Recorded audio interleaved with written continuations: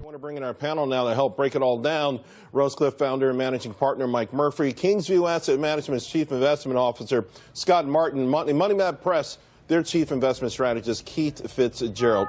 Let me start with you, Mike.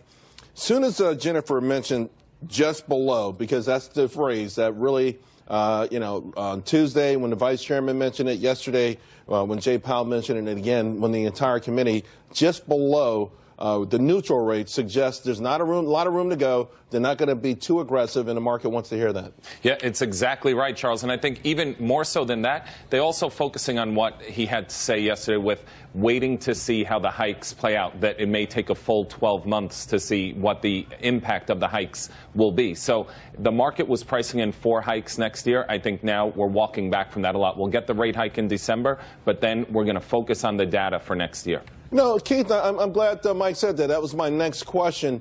Data dependent. What data and what data matters? Because today we had pending home sales. It was a disaster. All the home sale numbers have been unmitigated disasters, back to back to back. So what data actually moves the needle for the Fed? Well, the question of what moves the needle for the Fed is very different than what moves the needle for the markets, Charles. I don't think they've got any bearing on reality historically, but they're beginning, to their credit, to learn new tricks. And that's where I'm very, very glad to see Powell change his tone. He did finally understand how apparently real money works and how his policies impact that. Traders have already voted, though. Hey, guys, let me bring up Powell. I just want to... He laid out the 4 concerns, the 4 worries for the Federal Reserve, and I think it's important for everyone active in the stock market to know exactly what the Fed thinks are the biggest risks to this economy. Ranking number 1, what he calls an excessive leverage that could lead to a fire sale. Number 2, a run on the banks. We know what that's all about. You think the banks are going out of business, you bum rush them. Excessive debt leading to boom and bust cycles. His least worry, at least the Fed seems least worried right now about bubbles, although investors hear about bubbles all the time, Scott. Would that list match your list of current concerns for this economy and market? Maybe not at the moment, Charles, but I think they're good things for the Fed to know about and be considerate of, because obviously if you look back to 07 and 08, the Bernanke Fed was kind of at least not thinking about those things. So that's something that went by their window a couple times, and they still denied it. We got in the problem that we did.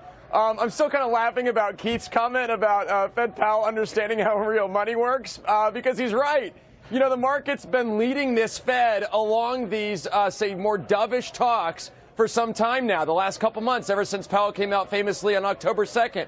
So the fact that they're listening, rather, if I can speak today, listening to this market, Charles, is a good reason for everybody to be a little bit more encouraged that this Fed is going to be more accommodative going forward, and that's what they need to be. You know, Mike, I think the Fed has always listened to the market. The key, though, is they acknowledged it here.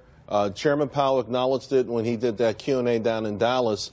But, you know, I was talking to Neil earlier. When Janet Yellen hiked rates on December 15, 2015, the market crashed. We started off the next year. It was the worst year, the 3rd worst year in 100 years. Wall Street always seems to be able to jawbone the Fed around, and some people worry that's going to backfire one day. It may. Not jawbone, but, you know, hit the sell button, the Fed's watching, and they get their way. Okay. But I think this is different. I would say this time is different because we're coming from historically low rates, and the Fed, I think, getting back to a normal rate is what the market wants, what the market wants to see. I would argue that the sell-off we got was based on Powell's previous comments saying we're nowhere near the neutral rate, i.e. we're going to be raising rates. So in other words, the market's okay with rates a little bit higher than this, but not a ham-fisted approach that just says raise them at all costs. Well, absolutely, and as long as the data's there to support it. So I think the market wants to hear that we're going to act on the data, not we're raising rates 4 times next year regardless. And for you, what's the most important data? Right, or then? lack of guidance. So the most important data, I want strong GDP growth. No, the Fed, we get a jobs report out, because remember February 2nd, when we saw hourly wages, median wages rather, were up 2.9%. The market crashed. We were down 666 points a day on the Dow. Are we worried now? Are we going to be back in a position of rooting for benign growth? Bad news is good news? No, I don't think so at all. We have a strong enough economy where we're rooting for growth. We want growth in the economy. That's going to help companies. That's going to help corporate earnings. That's going to ultimately help the stock market. Keith? Charles, the Fed has missed every major financial crisis in existence since its creation. The thing that's important here is that they have finally said, you finally got a Fed chairman who has acknowledged all of the stuff that investors and traders look at every single day. We are data-driven. The Fed has not historically been on the same page. Now, potentially, they are, and I think that potentially is very, very encouraging. Well, Scotty, while they might have missed all the major economic disasters, some say they created every economic recession. So, they are walking a fine line. That's fair, but also, Charles, they have added gasoline to every economic fire, too, to some degree, as I think Murphy pointed out. So that's really the tough thing, though, guys. And this is hard as a human to, want to see expansion and want to see people make more money and get jobs and higher stock markets. Do we want a Fed that is very hawkish in their tone, or just, to Keith's point, completely detached from real money markets, as it were, today? Because to me, this is actually a good sign that the Fed, based on the fact that the markets are data-driven, can be based off the markets and therefore be in touch with finally things they need to be paying attention to. Mike, Jay Powell really was like as cool as a cucumber yesterday, and the only time it looked like he was really had any sort of worry was when it came to corporate debt issues. You understand that world as well as anyone else. These leveraged loans, they put out some work, and they've gone up dramatically, the growth of these leveraged loans. Are they at a position where maybe they're presenting some sort of threat to the economy yet? I think the fair answer there is they may. And I think it's important to point it out because leveraged loans are never an issue until they become an issue. Because once they get called and once the tide goes out, so to speak, a lot of things come undone or show undressed. That's the financial crisis started with one negative data point, which led to more and more. So right now, I don't see it as a problem. But if we get over-levered and those loans are called, it could lead to a major problem. And Keith, where do you think we go from here then? We keep saying data dependent.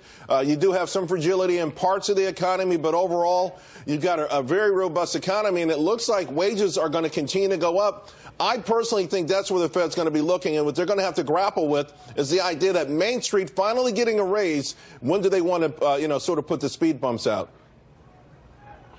Charles, I'm in full agreement with that. I'm very cautiously optimistic, uniquely and ironically because of the Fed. Of whom I've been a very, very harsh critic over the years.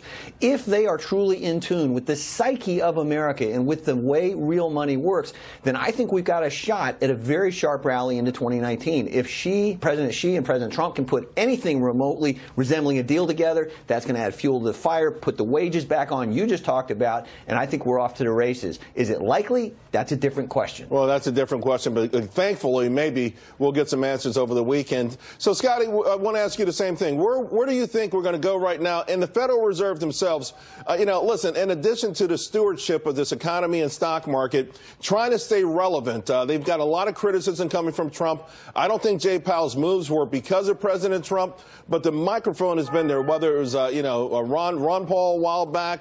But more Americans understand what the Federal Reserve is, and hardly any of them like their existence.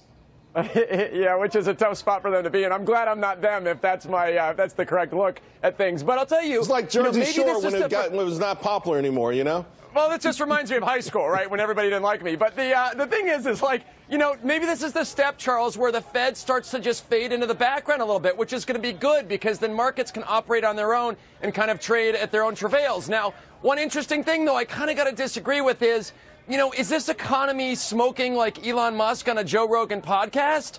I don't know. It's not really doing that for me. Its inflation numbers aren't really high enough. They're not racing off to the high levels that everybody thought they were. You look at some of the Fed's dot plots. A lot of those inflation numbers are below, say, the Fed's target or right on them. So they're not really scaring anybody. So this is actually a good situation where the economy can grow at 3+% or so, and we don't have crazy inflation numbers, and that's great. Great point. I mean, that's their mandate, inflation. And so far, from CPI data to today's personal income data, we are not seeing inflation in this country officially. Mike, Scott, Keith, thank you all very much. Well, President